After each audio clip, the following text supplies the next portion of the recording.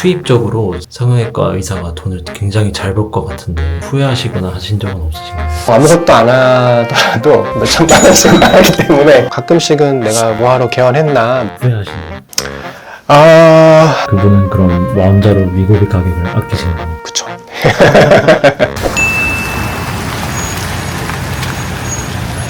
원장님, 네. 뭐 하고 계세요? 좀 전에 뇌파 한 분이 찍으셔가지고 잘 찍혔나 확인을 하고 있었습니다.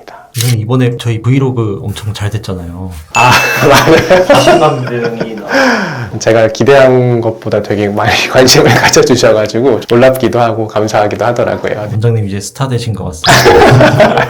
원장님에 대해서 궁금해하시는 분들이 많은 것 같은데 정신과에서 왜 다이어트를 다루지? 이런 생각도 많이 드실 것 같아요. 두 가지 정도 이유가 있어요. 첫 번째는 원래 제가 전 끝나고 전공일 따로 안 하고 성형외과 피부과를 보는 미용병원에서 일을 했었는데 그때 많은 이제 고객님들을 봤잖아요. 필러 시술을 꽤 많이 했었는데 중년 여성분이 볼 페어짐이 있어서 보기 안 좋다, 필러 넣어주세요 라고 해서 넣어드렸어요. 제가 봤을 때는 만져도 평평하고 봤을 때도 잘 나왔다라고 생각을 했는데 2-3주마다 오셔가지고 계속 넣어달라고 하시는 거예요. 충분히 괜찮고 잘 채워져 있으신 것 같은데 왜 또 넣으시려고 하시냐 했더니 뭐 이유는 물어보지 말고 불균형이 분명히 있는 것 같으니까 무조건 해주세요, 그렇게 얘기를 하셨거든요. 결국은 제가 안 된다라고 해서 딴 데 가셨는데 그런 사례를 한 차례 경험하고 나니까 그분은 시술이 필요한 게 아니라 마음을 다루는 무언가가 필요했던 것은 아닐까? 이런 이제 생각을 했던 게 하나의 계기였던 것 같기도 해요. 그렇게 해서 정신과를 들어가게 됐는데 가보니까 마음만 다룬다고 해서 회복이 되는 게 아니구나. 뇌는 결국 우리 몸 안에 있는 하나의 장기잖아요. 그러다 보니까 몸에 되게 영향을 많이 받는데 체중이 좀 증가하고 우리 몸의 대사가 좀 무너지기 시작하면 염증성 물질들이 좀 많아지면서 장기적으로는 좀 뇌 건강에 또 영향을 준다. 그런 이제 사실들이 밝혀지기 시작했어요. 그러다 보니까 정신질환 치료, 특히 뭐 우울증 같은 거를 치료하기 위해서라도 체중 관리가 되게 중요하구나. 그래가지고 다이어트를 꼭 해야겠다 생각을 했습니다. 수입적으로 성형외과 의사가 돈을 굉장히 잘 벌 것 같은데 후회하시거나 하신 적은 없으신가요? 지금 미용병원에서 일하시는 분들 월급을 들을 기회가 있거든요.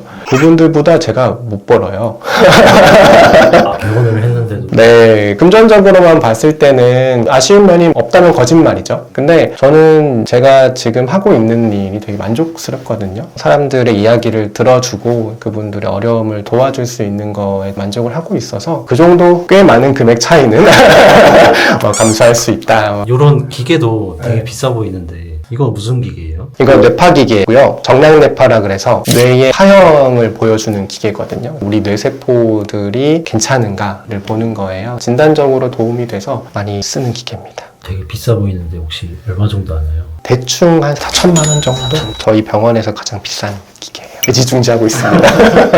기계 비용도 있고 여기 청담동이잖아요. 월세도 엄청 나갈 것 같아요. 아무것도 안 하더라도 몇천만 원씩 나가기 때문에 금전적으로 부담이 될 때가 많아요. 원장님 이제 개원하신 지 얼마나 되신 거죠? 이제 한 7개월 차쯤 됐어요. 직접 해보시니까 좀 어떠세요?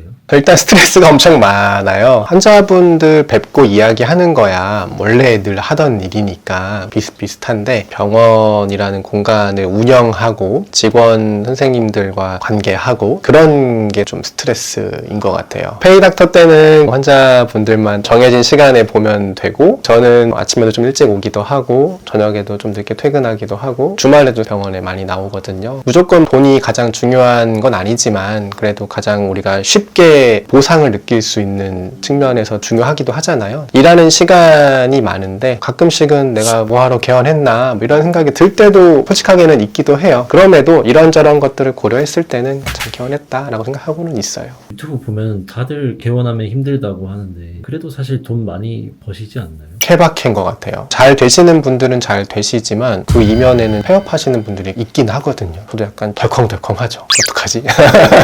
제가 여기 병원 바라음의원을 개원을 할 때 바라음 정신건강의학과로 신고를 할지 바라음 의원으로 신고를 할지 고민을 많이 했어요. 저는 정신과에 대한 허들을 조금이라도 낮추기 위해서 과감하게 정신건강의학과라는 문구를 뺐는데 신고하러 보건소에 갔을 때 담당 주무관님이 정신과인지 아무도 모를 텐데요 그러시 하시는 거예요. 그래도 제가 병원을 만들려고 했던 거는 편안하게 오셔라라는 취지였기 때문에 그냥 뺐습니다. 후회하시나요? 아,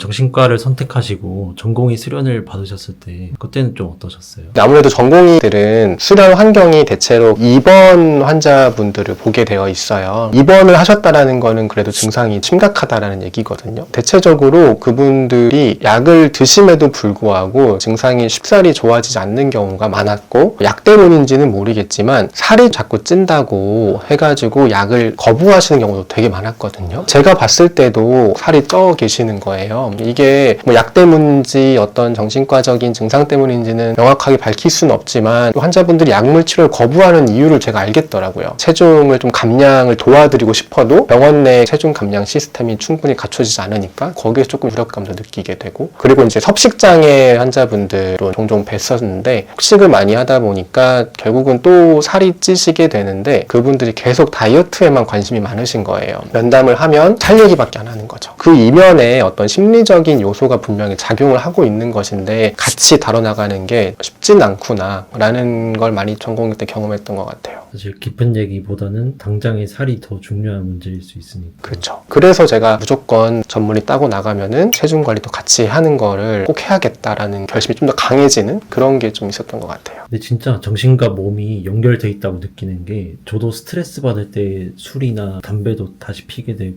폭식도 하게 그렇죠. 되고. 저도 사실 진짜 스트레스 받으면 치킨 먹거든요.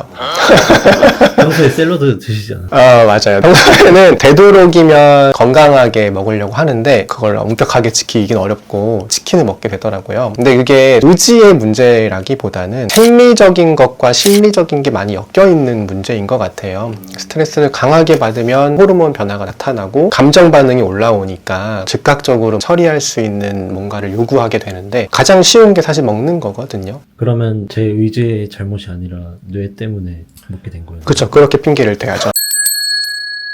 그래도 다이어트를 하시면서도 정신과 약물을 안 쓰실 수 없으실 것 같은데, 정신과 약물을 먹고 살이 찌는 부작용들을 어떻게 보고 계신가요? 모든 정신과 약이 체중을 늘리는 건 아니긴 하거든요. 그럼에도 분명히 체중을 늘리는 약은 있어요. 그래서 선택이 좀 어려운 게, 살이 찔 가능성이 있는 약이 갖고 있는 효능이 있고 그렇지 않은 약이 갖고 있는 효능이 조금씩 다르거든요. 그걸 사람에 맞춰서 선택하는 게 참 어려운 문제인 것 같고, 그렇기 때문에 환자분들과 그 부분에 대해 충분하게 얘기를 해야 되는 것 같아요. 그러면 살이 찔 수 있는 약이랑 마운자로 같은 걸 같이 쓰면 어떻게 되는 거예요? 그런 경우도 꽤 많아요. 어쩔 수 없이 필요한 효능을 갖고 있는 약이 살이 찔 수 있는 약인데 이 약을 끊으면 제일 좋지만 그게 좀 어려울 수도 있단 말이죠. 현재 QOL을 좀 낮출 수도 있으니까. 그럴 때는 어쩔 수 없이 마운자로나 위고비나 다른 어떤 다이어트 약들을 같이 사용하는 경우도 많죠. 그러면 확실히 살도 안 찌고 정신과 약물의 효능도 느낄 수 있겠네요. 그쵸. 오히려 살이 잘 빠지세요. 실제로 개원하시고 나서 다이어트 상담도 실제로 해보시니까 어떠세요? 제가 예전에 성형외과 피부과에서 상담했었을 때는 얼마나 빼고 싶으세요? 이런 얘기를 많이 했었거든요. 지금은 왜 다이어트를 하려고 하세요? 다이어트가 갖는 의미가 뭔지. 보통은 다이어트를 혼자서 하시다가 숱한 실패 끝에 오시는 부분이 대부분이시거든요. 그러다 보니까 왜 그동안은 실패하게 됐는지 여쭤보게 되고, 그런 거를 듣다 보면은 강한 환경적인 스트레스가 있거나 심한 경우에는 우울증이나 불안증, 수면장애, ADHD 이런 정신과적인 증상을 같이 갖고 계시는 분들이 되게 많아요. 그럴 때는 노력을 해야 되는 다이어트를 실패한 경우가 많아서 통제력을 상실하게 만드는 이 정신과적인 증상들을 좀 개선해보자. 그것들을 개선을 하고 나서 어느 정도 삶에 대한 통제력이 생기기 시작하면 그게 좀 더 수월하게 되시는 것 같아요. 그러다 보니까 좀 자연스럽게 살도 좀 빠지시게 되는 것 같고. 마음의 병이 낫고 나면은 다이어트는 따라오는. 그렇죠. 그거를 사실 지향하고 있는 거죠. 그런 관점에서 원장님께 위고비 마운자로 같은 약들은 어떤 존재일까요? 저는 위고비 마운자로가 되게 좋은 약이라고 생각은 해요. 실제로 효과도 되게 좋거든요. 저도 처방을 많이 하지만 처방을 할 때 체중의 숫자를 내리기 위한 약이 아니라 식욕이라고 하는 부분에 대해서 통제력을 도와주는 보조적인 역할을 하는 거죠. 왜냐면 언젠가는 끊으셔야 되니까. 끊고 나서 다시 살이 찌는 경우도 있을까요?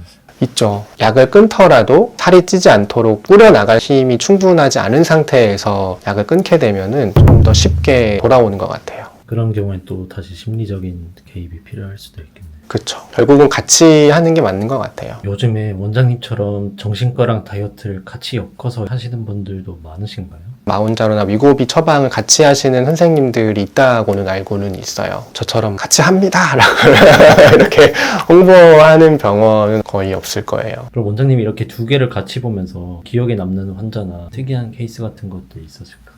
얼마 전에 오셨던 분이 그냥 기억이 나는데 여성분이신데요. 다이어트를 목적으로 오셨거든요. 얘기를 좀 들어보니까 최근 들어 직장에서 스트레스를 좀 많이 받아가지고 야식도 좀 많이 먹고 술도 많이 마시고 해서 살이 많이 찌셨던 거예요. 나름대로 샐러드도 구매하고 헬스장도 끊고 하는데 한 3일 하고 말고 오늘은 샐러드 먹어야지 하고서는 치킨 먹고 또 후회하고 이게 계속 반복되고 몇 달 내내 이제 다이어트를 항상 실패하니까 오신 거예요. 제가 생각했을 때 아무리 봐도 ADHD가 있으신 것 같은 거예요. 경도의 우울증도 있으신 것 같고 다이어트로 오시긴 하셨는데 그것보다는 요거를 조금 먼저 관리를 하는 게 도움이 되실 것 같다 이렇게 얘기를 드렸는데 동의를 하셔가지고 평가를 했더니 실제로 좀 ADHD 진단을 내릴 수 있는 정도의 기준이 나오셔서 ADHD 치료랑 경도 우울증 치료 같이 했거든요. 그렇게 하니까 훨씬 더 충동성이 억제가 되다 보니까 샐러드를 먹기로 한 거를 다른 거 안 먹고 샐러드 먹게 되고 헬스장 가기로 한 거를 헬스장 가게 되고 그렇게 된다고 하시더라고요. 저희가 다이어트 치료 따로 안 했거든요. 근데도 치료 기간 동안 살이 조금씩 빠지시더라고요. 그게 저도 뿌듯하기도 하고 이러니까 사실 할만하다.